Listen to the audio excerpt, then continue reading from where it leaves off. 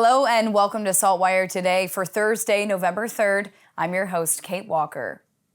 Respiratory infection season is just starting, and it's also one of the main reasons behind the climbing numbers of patients in emergency rooms across the province. We're now at the beginning of RSV season, which is expected to peak and get significantly worse over the next few months before it drops back down again.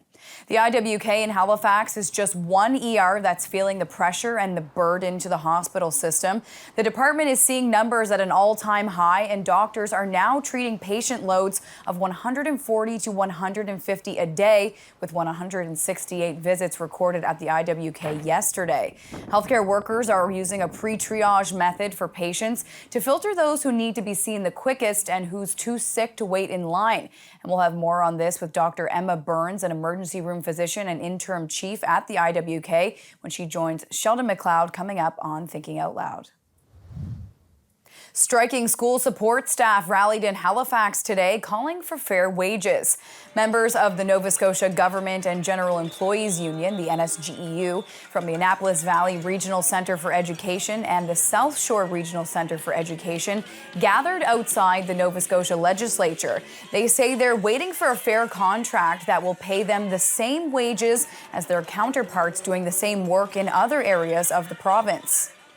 They started out with, individual boards paying folks what they determined they had a budget for.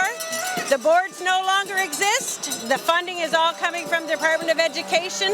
These programs are the same across the province. The pre-primary curriculum is the same everywhere. Those folks are trained the same way. They should be getting paid the same wage for the same job. The school support staff include jobs such as early childhood educators, educational assistants, administrative assistants, and more. It's really hard for us to gain any new people into this position because the starting wages in this position are drastically lower than other places in other provinces. And I personally didn't get into this job until I was in my 40s because I couldn't afford to. And now that my husband is established in his job, I was able to take a lower income job doing what I love. President Sandra Mullen says they've been called back to the negotiating table with the Annapolis Valley Regional Centre for Education by the conciliator. She says the union won't be stopping their efforts until they have a deal to bring back to the membership that is considered acceptable. One Halifax entrepreneur is upcycling newspapers into shopping bags.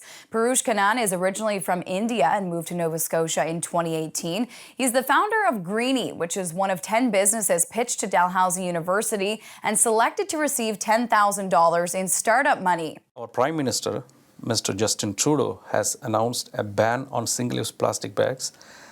In India, there is a culture that they upcycle newspapers into paper bags. I thought, wow, this could be a great opportunity here to try. And after I researched, I found that there are ton and ton of papers being wasted everywhere. The company has already sold 60,000 repurposed bags since 2019, and the subcontractors making them are often immigrants looking for work. We collect from the donors. Like, for example, a donor can be a library or a publishing company or even a household person or school, university, anybody. Have a clean, so it should be smoke-free, pet-free environment. It should be clean, good condition. So once you send me an email or phone, contact me, text message, whatever it is, we will get the paper from you. From there, the paper is flattened and then turned into a bag with handles imported from other countries. You can find them online on Shopify or at other locations in HRM that include the Atlantic Newsstand and Halifax Public Libraries. Next, we're heading to the Canadian Coast Guard Search and Rescue Station in Port Bickerton to get a look at one of their new vessels. CCGS Chignecto Bay steamed into Port Bickerton this summer to replace the 33-year-old CCGS Bickerton. The new ship is based in Guysborough County and handles hurricane-force winds, one of 5 new Bay-class lifeboats that will help search and rescue services. SaltWire's Aaron Beswick got on board to give us a tour. If you get in trouble off Nova Scotia's coast over the coming years, chances are one of the new Bay-class lifeboats will be dispatched to your rescue. SaltWire visited the Canadian Coast Guard Search and Rescue Station in Port Bickerton to see one of the new vessels. Commanding Officer Robert Horton began his tour on the bridge. 4-point harnesses for everyone to sit in. They're an air ride seat, so when the sea conditions are bad, you can have a little bit of comfort. This is the engine room on board the Chiveco Bay. We have 2 MTU engines. They produce around 1,600 horsepower each. This here's a survivor's compartment here. As it states on the wall there, we can put 14 survivors here, all strapped in with seat belts, and underneath all of these seats is survival suits for all the passengers that we would have on board. This is our recovery deck here. If there's a person in water, we can release the rail here, and we have these hatches here that lift up so someone can get down inside of here, lock the hatch up, and it puts you closer to the water for bringing somebody aboard or assisting somebody in the water. We haven't had it out. It's been a very mild, moderate summer.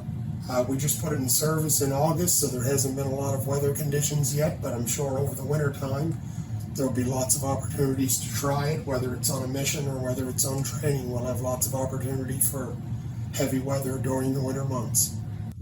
This is Aaron Beswick reporting for the SaltWire Network. It's time for Prices at the Pumps with fuel price insider Dan McTagg. Dan shares his thoughts on where fuel prices may be headed at midnight in Nova Scotia, and it looks like there may be some relief.